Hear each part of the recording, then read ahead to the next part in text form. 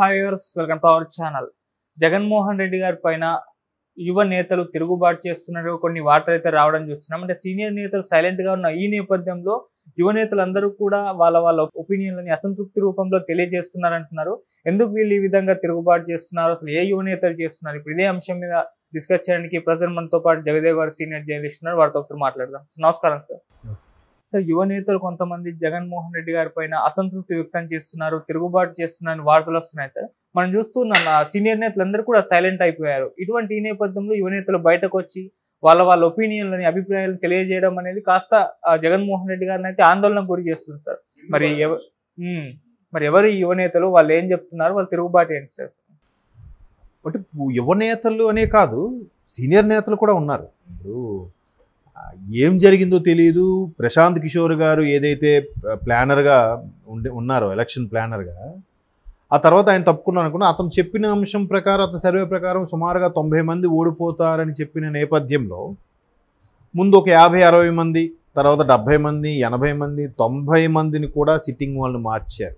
అంటే అందులో కొంతమందికి ఇచ్చారు, ప్లేసులు మార్చారు, కొంతమందికి ఇచ్చారు, ఎమ్మెల్యేని ఎంపీగా ఇచ్చారు, కొంతమందికి అసలు ఇవ్వలేదు. సో అట్లాంటి వాళ్ళందరూ కూడా మరీ విపరీత ధోరణిలో ఉన్నారు. యువనేతలు కాకుండా, యువనేతలు అంటే మీ దృష్టిలో అంటే అది కూడా ఎందుకో చెప్తాను. ఆయన వై నాట్ 175 అనే టాపిక్ తీసుకున్నారు. మన పథకాలతో మనం ఎలాగైనా గెలిచేస్తాంరా అనే అతి నమ్మకం, అంటే ఓవర్ కాన్ఫిడెన్స్ అయిపోయింది. సో దానివల్ల ఏంటో మరి చాలా తప్పిదాలు జరిగే. మేబీ అందులో ఇది కూడా ఒకటి అయ్యి ఉండొచ్చు.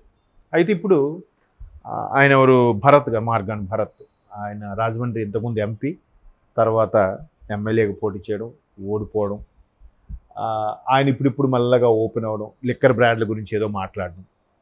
తర్వాత కేతిరెడ్డి గారు పొద్దున్న లేస్తే యూట్యూబ్లో కంపల్సరిగా కనబడే వ్యక్తి, ప్రజల సమస్యలు డోర్ టు డోర్ వెళ్ళి తెలుసుకున్న వ్యక్తి. ఆ వ్యక్తి కూడా ఇప్పుడు మనం చేసిన కొన్ని తప్పిదాలు ఉన్నాయి, ఇట్లా చేసి ఉండకూడదు, జగన్ అన్న ఎలా ఉంటే బాగుండేది. ఎందుకంటే ఆయన జీర్ణించుకునే అంశం ఏంటంటే, ఎవరు ఓడిపోయినా నాకు సంబంధం లేక నేను ఓడిపోవడం ఏంటి, నేను ప్రజలకి వాళ్ళ వాకిట్లోకి వెళ్ళి వాళ్ళ సమస్యలు ఏంటి తెలుసుకుని అప్పటికప్పుడు సాల్వ్ చేశాను కదా, అటువంటిది నన్ను ఎందుకు ఓడించారు?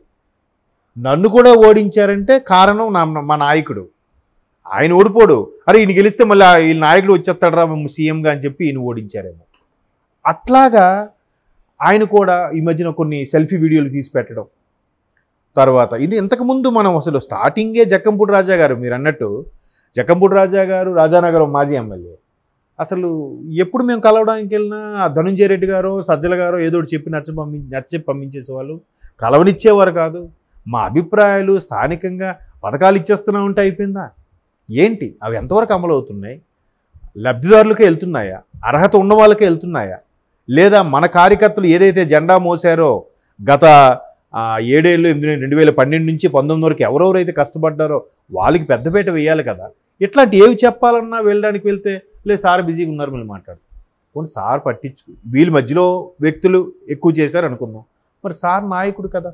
ఇప్పుడు ఆయన దగ్గరికి ఎవరెవరు వచ్చారు ఏంటి సీసీ ఫుటేజ్లో కూడా తెలుస్తుంది. లేదా బాబు పిఏ ఏంటి, లేదా CA officer on special duty OSD ఉంటాడు, ఆయన్ని అడగచ్చు ఏంటి వాళ్ళ మ్యాక్సిమం అందరూ కలిసినట్టేనా, అందరూ ఆయన పట్టించుకోవాలి. మేబీ ఇది ఒకటి. నెక్స్ట్ కరణం ధర్మశ్రీ గారు, చోడవరం మాజీ ఎమ్మెల్యే, ఆయన అయితే మరి అసలు జగన్మోహన్ రెడ్డి గారికి పద్యం ఎత్తుకుని పాడే అంత పొగిడే వ్యక్తి, ఆయన కూడా అలాగే మాట్లాడటం. తర్వాత పివి సిద్ధారెడ్డి, అది కదిరి మాజీ ఎమ్మెల్యే, ఆయనకి అసలు సిట్టింగ్ ఎమ్మెల్యే అయినా టికెట్ ఇవ్వలేదు. సరే అయినప్పటికీ వేరే వాళ్ళకి ఇచ్చి సపోర్ట్గా మాట్లాడినా కూడా ఇంకా ఆయన మీద అనర్హత వేటు వేస్తే, అరే నేను మీకోసం ఎంత పని చేసినా నా మీద ఇంకా సస్పెన్షన్ అనర్హత వేటు వేస్తే నేనెందుకు ఉండాలి? నేను ఖచ్చితంగా పార్టీ నుంచి బయటకు వస్తాను, మిమ్మల్ని మీ మీద రెబల్గానే బిహేవ్ చేస్తాను అన్నట్టుగా మాట్లాడుతున్నారు. ఆయన వ్యాఖ్యలు అని అనిపిస్తున్నాయి. తర్వాత గుంటూరు వెస్ట్, ఆయన పేరు మద్దాలి సుధాకర్ ఆయన పేరు. తర్వాత ఆయన ఎవరు, కిలారి రోషయ్య గారు, ఇలా ఒక్కొక్కరుగా. ఇప్పుడు ఆయన మంగళగిరి మాజీ ఎమ్మెల్యే కూడా ఆళ్ళ రామకృష్ణారెడ్డి గారు కూడా అంతే కదా, ముందు వివేదించి బయటకు వచ్చేసారు కదా ఎలక్షన్స్ ముందు. ఇలా ఒకరి తర్వాత ఒకరు అందరూ ఎవరైతే కొంచెం రియలైజ్ అవుతున్నారో వాళ్ళు ఓపెన్ అయ్యి బయటకు వస్తున్నారు. ఒక యువతనే కాదు చాలామంది. అయితే ఇప్పుడు వీళ్ళందరికీ మరలా బొజ్జగించే ప్రయత్నం కూడా చేస్తున్నారంట సజ్జల గారు. ఎలా చేస్తారు? ఏమో పెట్టుకొని చేస్తారు. ఇప్పుడు ఆల్రెడీ మేము కలవడానికి వెళ్ళినప్పుడు మీరు మమ్మల్ని కలవనివ్వలేదు. సో ఇప్పుడు మళ్ళీ మీరు మాకు బుజ్జగిస్తే మేము ఎందుకు వస్తాం? ఒకవేళ వచ్చిన పెద్ద ఆయన వచ్చాడు కదా అని ఆయనకి రెస్పెక్ట్ ఇచ్చి మాట్లాడి తర్వాత అదేం లేదు సార్ తప్పకుండా ఉంటాను సార్ అని చెప్పేసి సైడ్ అయిపోతున్నారు తప్ప ఈ కలవడానికి మొగ్గు చూపట్లే. ఎవరెవరికి ఎందుకండి? రోజా గారు ప్రతిదీ భుజానికి ఎత్తుకొని జగన్మోహన్ రెడ్డి గారి మీద ఏగవాలిన పెద్ద రాద్ధాంతం చేసి మాట్లాడే వ్యక్తి ఈరోజు ఆవిడ ఎక్కడ కనిపిస్తున్నారు? నిన్న ఎక్కడో ఏదో వార్తల్లో చూశాను సోషల్ మీడియాలో, ఆవిడ చెన్నైలోనే ఎక్కువ ప్రిఫర్ చేస్తున్నారు, అక్కడే ఉంటున్నారు. మేబీ మరలా జబర్దస్త్ లాంటివి తమిళ్లో కొన్ని ప్రోగ్రామ్స్కి జడ్జిగా వెళ్ళిపోయే అవకాశాలు కనిపిస్తున్నాయి.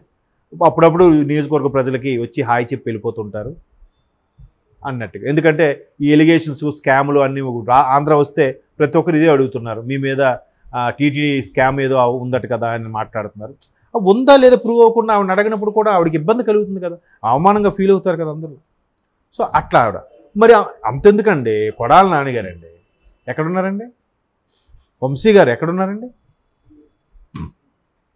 ఏమంటే రాజకీయాల్లో ఇవన్నీ సహజం, దాన్ని మనం తప్పు పట్టడానికి లేదు, వేలెత్తి చూపించడానికి లేదు. కాకపోతే వీళ్ళని ఎందు గురించి పర్టికులర్గా మాట్లాడుకుంటున్నా అంటే వీళ్ళు జగన్మోహన్ రెడ్డి గారి ముందు ఒక చట్రంలాగా ఒక సర్కిల్ లాగా ఏర్పడి ఆయన మీద ఒక్క ఏగ కూడా వాళ్ళని ఇవ్వకుండా ప్రతి కౌంటర్ వేశారు. మరి ఈరోజు జగన్మోహన్ రెడ్డి గారు ఏదో మన రాష్ట్రంలో నా కార్యకర్తకు అన్యాయం జరిగిపోతుందని ఢిల్లీలో ధర్నా చేయడానికి వెళ్ళినప్పుడు ఎవరున్నారు? ఒకరిద్దరు తప్ప. ఈ యువ నాయకులందరూ ఏమయ్యారు? భరత్ గారు కానీ వీళ్ళందరూ కూడా కేతిరెడ్డి గారు కానీ వీళ్ళందరికీ ఎందుకు కనబడలేదండి? ఎందుకు వెళ్ళలేదండి? సోకాల్డ్ ఎవరైతే సోషల్ మీడియా వేదికగా చాలామంది జగన్మోహన్ రెడ్డి గారికి ప్రాణాలు ఇచ్చేసే వ్యక్తులు కూడా, సోషల్ మీడియాలో స్పందించే వ్యక్తులు కూడా ఎందుకు అక్కడికి వెళ్ళలేదు వీళ్ళు? అంటే ఇండైరెక్ట్గా విముఖత వ్యక్తం చేస్తున్నారు వెళ్ళకపోవడం అంటే. అదే పదవిలో ఉంటే వెళ్ళడం మానేస్తారా? ఎగబడిపోయి వెళ్తారు. మనం పరిచయం అయితే చాలు, మన కళ్ళలో ఆయన కళ్ళలో మనం పడితే చాలు అనుకునేలాగా ఉండేవారు. ఈరోజు వెళ్ళట్లేదు. ఒక యువనేతలు కాదు చాలామంది. ఇప్పుడు నేను చెప్పిన సోకాళ్ళ వ్యక్తులు కూడా జక్కంపూడి రాజా గారి నుంచి, కేతిరెడ్డి గారి నుంచి, మార్గాని భారత్, కరణం ధర్మశ్రీ గారు, తర్వాత రోషయ్య గారు, మద్దాలి గారు, తర్వాత సిద్ధారెడ్డి గారు, ఎంతమంది మొన్న మరి ఎమ్మెల్సీ కూడా ఒక లేడీ మైనార్టీకి చెందిన ఎమ్మెల్సీ వైస్ చైర్మన్, మండలి వైస్ చైర్మన్, ఆవిడ కూడా గుడ్ బై చెప్పేసినట్టేగా. ఇట్లా ఎంతమంది కూడా ఎందుకు కారణం అంటే ఒక్కొక్కటిగా రిలీజ్ అవుతున్నారు. ఒకసారి పథకాలు ఇచ్చేస్తే అయిపోయింది అనుకుంటే కాదు కదా. మిగతావేంటి? రెవెన్యూ జనరేట్ చేయడం ఏంటి? మిగతా పద్ధతి ఏంటి? పోనీ ఆ పథకాల్లో కూడా ఎన్ని లోపాలు ఉన్నాయి? ఇప్పుడు అంతెందుకు బాలినేని శ్రీనివాసరెడ్డి గారే ఆప్తుడు, దగ్గర బంధువు, ఆయన కలవడానికి వెళ్ళినప్పుడు కూడా చాలా సందర్భాల్లో కలవనివ్వలేదంట ఈ సోకాల్డ్ జగన్మోహన్ రెడ్డి చుట్టూ ఉన్న సర్కిల్లో ఉండే వ్యక్తులు. మరి ఎట్లా అంత కుటుంబ సభ్యుడు అయ్యుండి, అతను దగ్గర బంధువు అయ్యుండి ఆయనే అట్లా ఉంటే మిగతా వాళ్ళ పరిస్థితి ఏంటి? ఇట్లా ఉండడం వల్ల ఒక్కొక్కరుగా దాని నుంచి వైదొలుగుతున్నారని క్లియర్ అర్థమవుతుంది. ఫైనల్గా ఒకటి చెప్తానండి, విజయసాయిరెడ్డి గారిది శాంతికుమార్ అంశం ఇంత మొన్న పెద్ద రాద్ధాంతం జరిగింది సోషల్ మీడియా వేదికగా, మీడియా వేదిక. మరి ఆయన గురించి సపోర్టుగా మాట్లాడడానికి ఒక్క వైసీపీ నేతని బయటకు వచ్చి మాట్లాడారా? చెప్పండి, ఎవ్వరు మాట్లాడారు. పాపం ఆయన ఒక్కడే ప్రెస్ మీట్ పెట్టుకుని మాట్లాడుకున్నారు తప్ప ఎవరైనా మాట్లాడారా? దాన్ని బట్టి మీరు అర్థం చేసుకోవచ్చు ఒక్కొక్కరికి ఎంత పొంతనలు ఉన్నాయి, నాయకులు ఎంత ఎడమొహం పెడమొహంగా ఉన్నారో మీకు అర్థమవుతుంది. Okay sir, thank you so much.